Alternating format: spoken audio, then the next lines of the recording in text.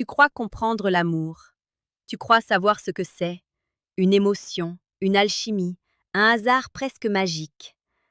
Mais si je te disais que l'amour n'est ni un mystère, ni un accident, mais un mécanisme précis, presque scientifique, que très peu de personnes comprennent réellement. Ce que la majorité appelle amour n'est souvent qu'une réaction. Une réaction à un manque, à une peur, à un besoin de validation. Et c'est là que tout commence à se fissurer. Parce que ce qui naît d'un manque ne peut jamais être stable. Ce qui dépend de l'autre pour exister finit toujours par s'effondrer. Les stoïciens l'avaient compris bien avant les neurosciences modernes. Marc Aurèle, dans ses méditations, ne parlait pas d'amour comme d'une passion incontrôlable, mais comme d'un état de maîtrise. Il disait en substance que l'homme troublé par ses émotions ne voit plus le réel, mais une illusion déformée par ses désirs.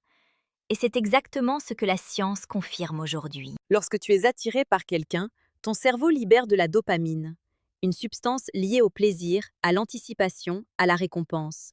Mais cette dopamine ne te fait pas aimer l'autre. Elle te rend dépendant de ce que tu ressens en sa présence. Ce n'est pas la personne que tu poursuis, c'est la sensation. Et là est le piège. Parce que plus tu cherches cette sensation, plus tu deviens prévisible, plus tu perds ta maîtrise, et plus tu t'éloignes de ce qui crée réellement l'attraction. Épictète disait que l'homme libre est celui qui ne dépend de rien qu'il ne contrôle pas.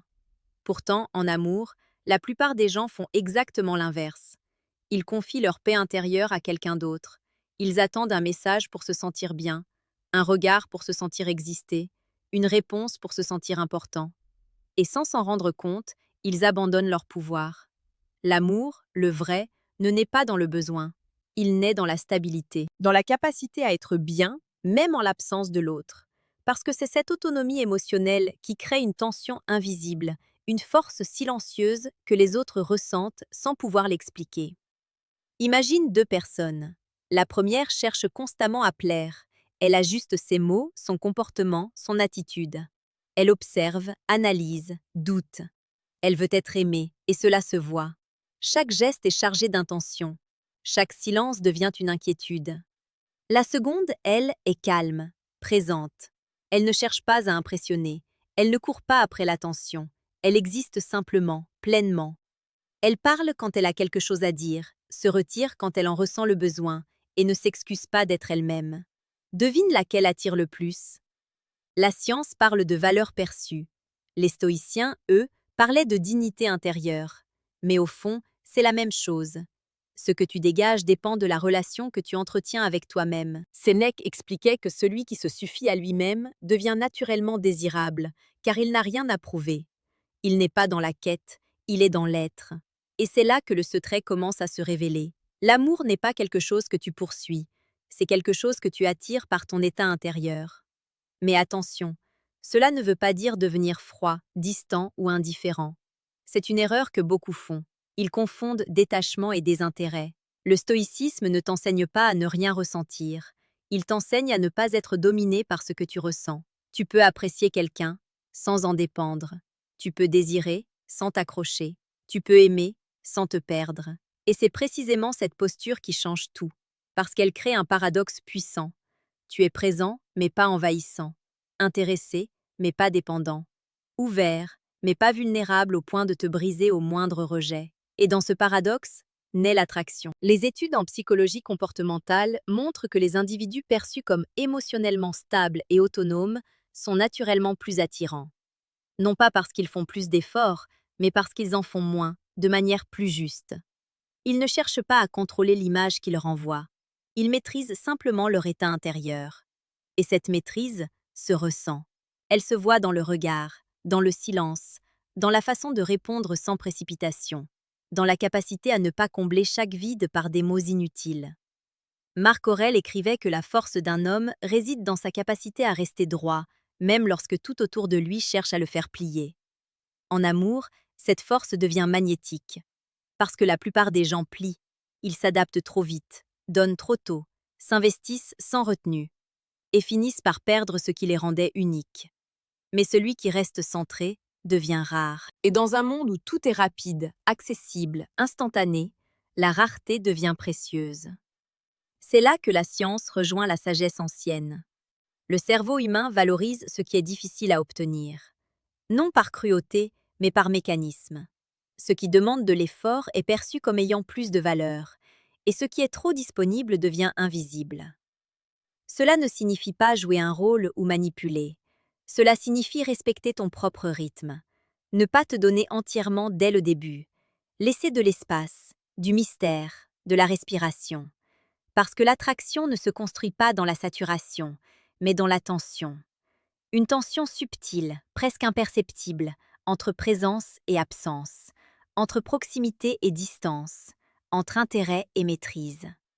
Et cette tension, seuls ceux qui se contrôlent peuvent la maintenir. C'est pour cela que tant de relations échouent, non pas par manque d'amour, mais par excès d'attachement mal maîtrisé. On donne trop vite, on s'accroche trop fort, on veut sécuriser ce qui devrait rester libre. Et en voulant retenir, on étouffe. Épictète disait que lorsque tu embrasses quelqu'un que tu aimes, tu dois te rappeler qu'il est mortel. Non pour devenir froid, mais pour aimer sans illusion de possession. L'amour n'est pas une propriété, c'est une rencontre entre deux libertés.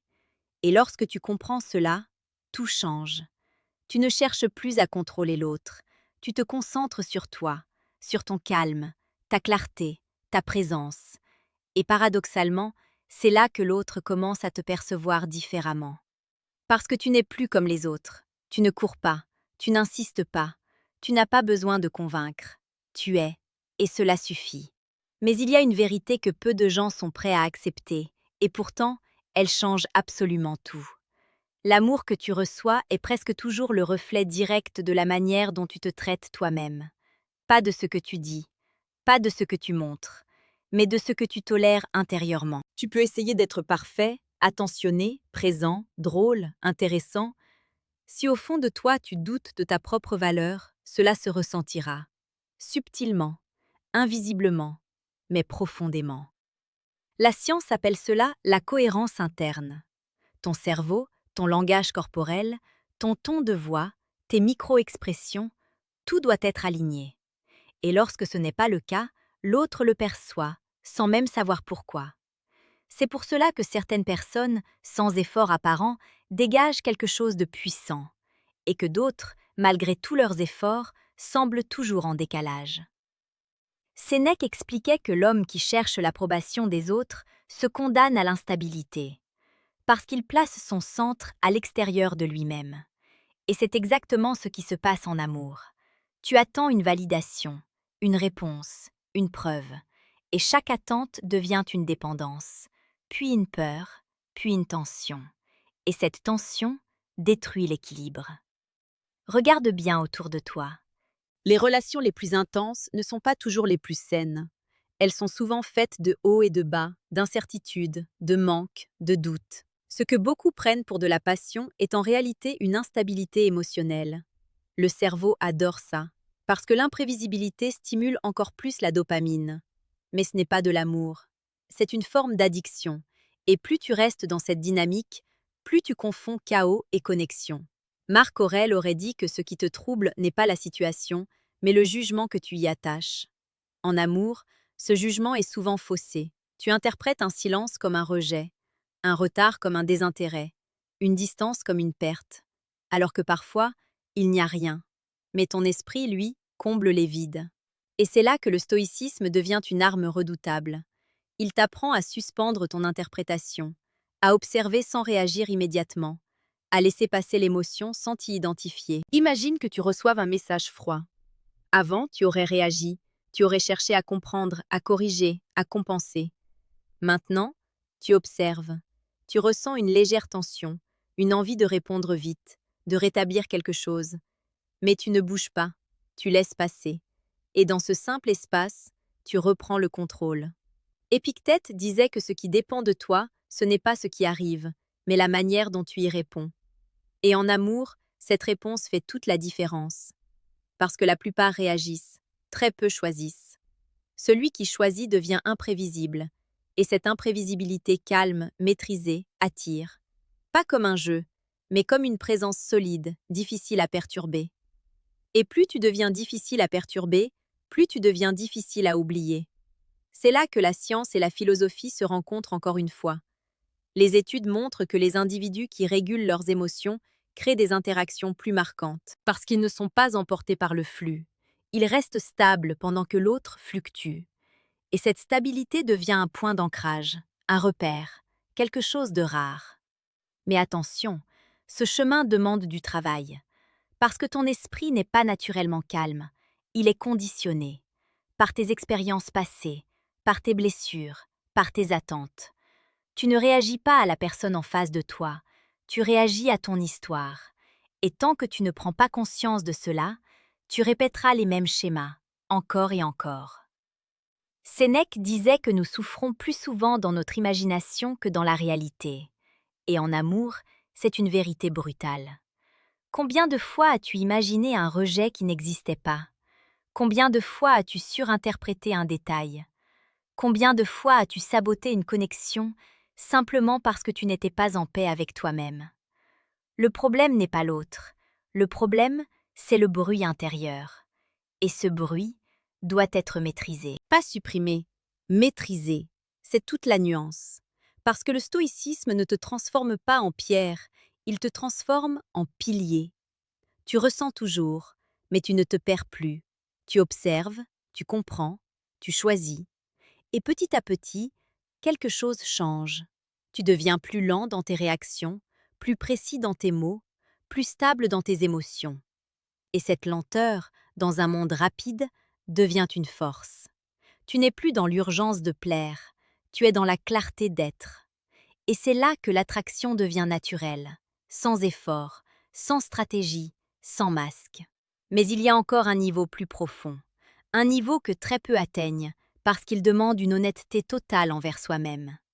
C'est comprendre que l'amour que tu cherches n'est peut-être pas celui dont tu as besoin. Beaucoup veulent être aimés, mais ne sont pas prêts à aimer correctement. Ils veulent recevoir, sans maîtriser ce qu'ils donnent. Ils veulent de la stabilité, mais vivent dans le chaos intérieur. Et cette contradiction crée des relations fragiles. Marc Aurèle écrivait que l'âme prend la couleur de ses pensées. Si ton esprit est agité, ton amour le sera aussi. Si ton esprit est clair, ton amour deviendra simple, profond, solide. Et c'est exactement ce que tu dois construire. Pas une relation, un état dans lequel tu es bien, avec ou sans l'autre. Parce que c'est cet état qui attire et qui maintient. Et lorsque tu atteins ce niveau, quelque chose d'étrange se produit. Tu ne cherches plus vraiment l'amour. Et c'est à ce moment-là qu'il commence à venir à toi. Et c'est ici que tout s'aligne. Parce que lorsque tu cesses de courir après l'amour, tu deviens enfin capable de le reconnaître. Avant, tu étais attiré par l'intensité, par ce qui te faisait vibrer vite, fort, sans réfléchir. Tu appelais ça une connexion. Mais en réalité, c'était souvent une résonance avec tes propres manques. Maintenant, tu vois autrement. Tu ne cherches plus quelqu'un qui te complète, tu cherches quelqu'un qui ne perturbe pas ta paix. Et cette simple bascule change absolument tout. Car l'amour, le vrai, n'est pas celui qui t'emporte, c'est celui qui t'ancre. Il ne crée pas du chaos, il crée de la clarté. Il ne te fait pas douter, il te rend plus stable. Et surtout, il ne te pousse pas à devenir quelqu'un d'autre. Il te permet d'être pleinement toi-même, sans tension. C'est là que la science devient presque poétique. Les recherches en neurosciences montrent que les relations les plus durables ne sont pas celles qui stimulent le plus fortement le cerveau, mais celles qui régulent le système nerveux, celles qui apaisent, qui sécurisent, qui stabilisent. Et pourtant, beaucoup passent à côté, parce que le calme leur semble ennuyeux, parce qu'ils ont été conditionnés à confondre amour et excitation. Mais un esprit agité ne reconnaît pas la paix, il la fuit. Sénèque disait que l'homme qui ne sait pas se contenter de peu ne sera jamais satisfait de rien. En amour, cela signifie que si tu as besoin de trop pour te sentir bien, tu détruiras ce qui est simple et vrai. Alors tu dois réapprendre. Réapprendre à apprécier la présence sans suranalyse. Réapprendre à laisser les choses évoluer sans forcer. Réapprendre à ressentir sans immédiatement vouloir contrôler. Et surtout, réapprendre à te respecter. Parce que sans respect de toi-même, il n'y a pas d'amour possible. Tu peux donner, t'investir, t'impliquer.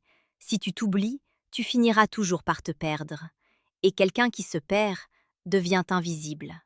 Pas physiquement, mais énergétiquement. Il cesse d'exister comme un individu. Il devient une fonction, une présence acquise, une certitude.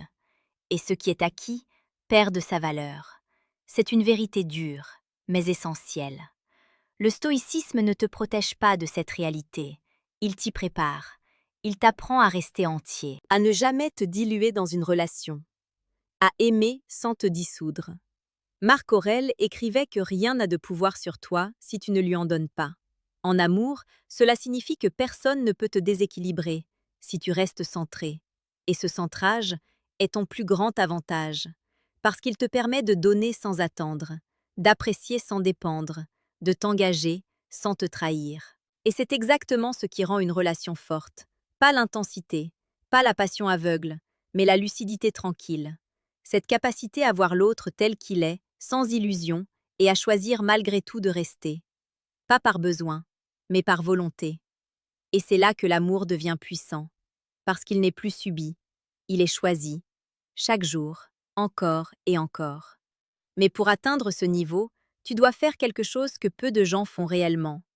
Tu dois te confronter à toi-même, à tes peurs, à tes attentes irréalistes, à tes blessures non guéries, parce que tant que tu fuis cela, tu projetteras tout sur l'autre, tu lui demanderas de réparer ce qui t'appartient, et personne ne peut porter ce poids. C'est pour cela que tant de relations échouent en silence. Pas à cause d'un manque d'amour, mais à cause d'un manque de responsabilité intérieure. Épictète disait que celui qui accuse les autres de ses malheurs est encore ignorant. Celui qui s'accuse lui-même commence à comprendre. Et celui qui n'accuse plus personne a atteint la sagesse. En amour, cette sagesse est rare, mais elle change tout. Parce qu'elle enlève le drame, elle enlève la lutte, elle enlève le besoin de gagner.